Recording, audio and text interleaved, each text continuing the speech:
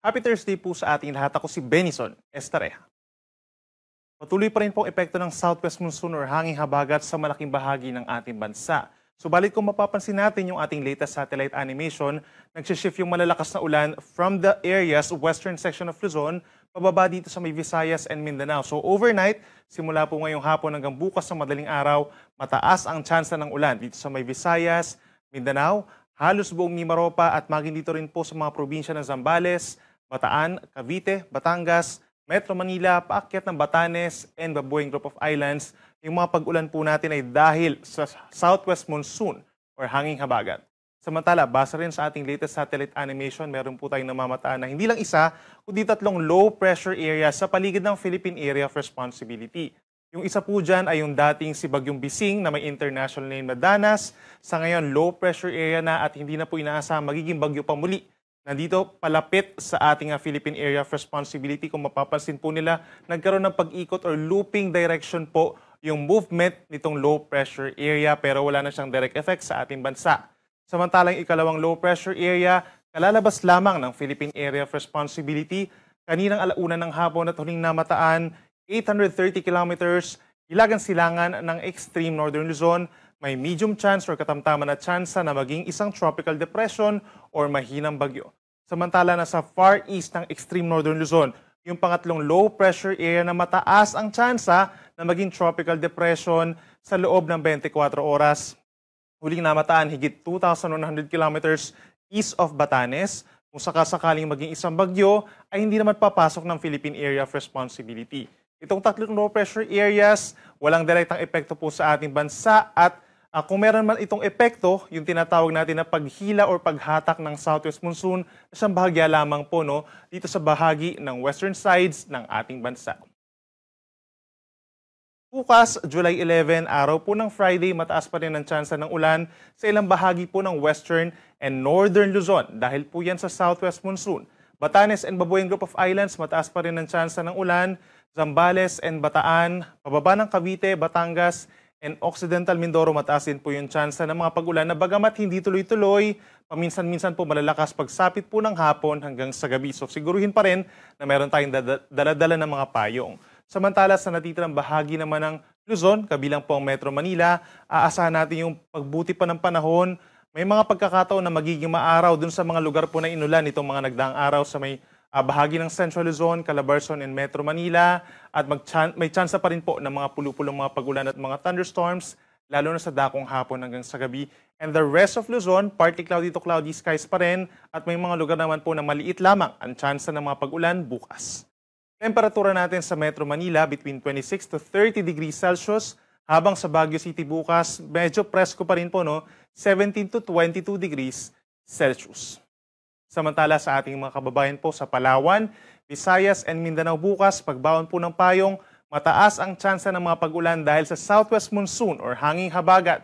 Light to moderate with at times heavy rains po, lalo na madalas yung mga pag-ulan sa may Zamboanga Peninsula and Bangsamoro region. So mag-ingat sa mga posibleng pagbaha, mga flash floods, pag-apaw ng mga ilog at pagragasan nito at mataas din yung tsansa ng pagguho ng lupa sa mga bulubundukin na lugar. Ugaliin po na magantabay sa ating mga thunderstorm and rainfall advisories or even heavy rainfall warnings. Temperatura natin sa may Metro Cebu, 26 to 30 degrees Celsius, habang dito sa may Palawan at malaking bahagi ng Mindanao maglalaro ang temperatura bukas between 24 to 31 degrees Celsius. Sa ngayon at sa mga susunod pa na araw, wala naman tayong aasahan na gale warning or babala sa delikadong alon. Subalit magiging medyo maalon po dito sa may West Philippine Sea pa rin po ngayon at bukas at maging dun sa may extreme northern Luzon, epekto na rin ng southwest monsoon. In general po, nasa 1.5 metro ang taas ng mga pag-alon. Subalit kapag lumalakas yung mga pag-ulan at hangin, posibleng umakyat pa yung mga pag-alon sa hanggang 3 metro or nasa isang palapag po ng gusali na siyang delikado for small sea vessels, lalo na yung mga kababayan natin na nangingisda. And for the rest of our country, asahan dito sa may eastern seaboards ng ating bansa, sa may Visayas and Mindanao, in general po, nasa kalahating metro ang taas ng mga pag-alon at posibleng umakyat sa hanggang 2 metro kapag malalakas ang ulan at merong mga thunderstorms. At para naman po sa ating weather outlook, hanggang sa weekend and early next week, aasahan pa rin yung unti-unti pagbuti ng panahon dito sa malaking bahagi ng Luzon.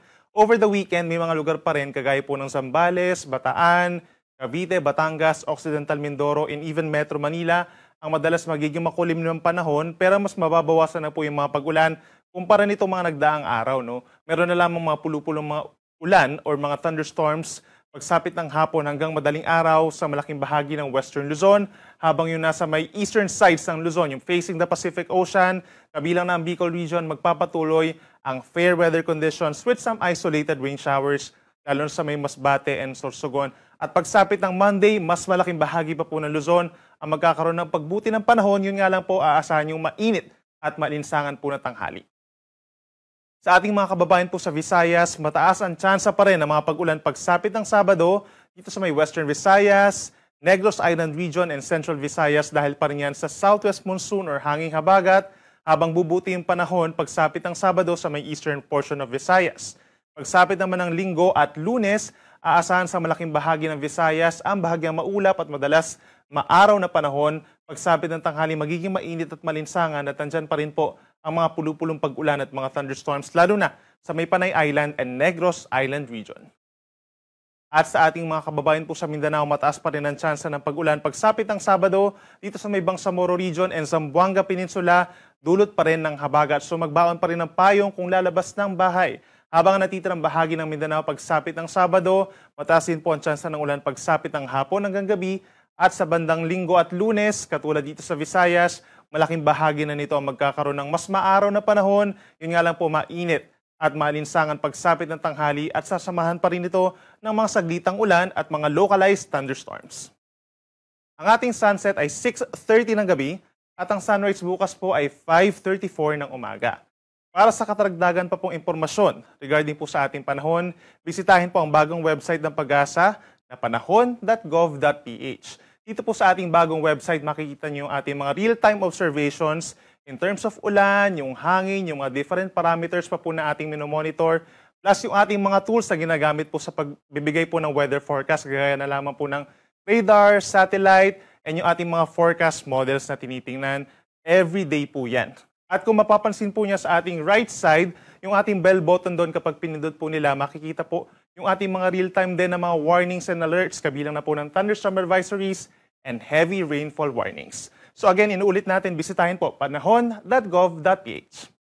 Yan muna latest mula dito sa Weather Forecasting Center ng Pag-asa. Ako muli si Benison Estareja. Mag-ingat po tayo.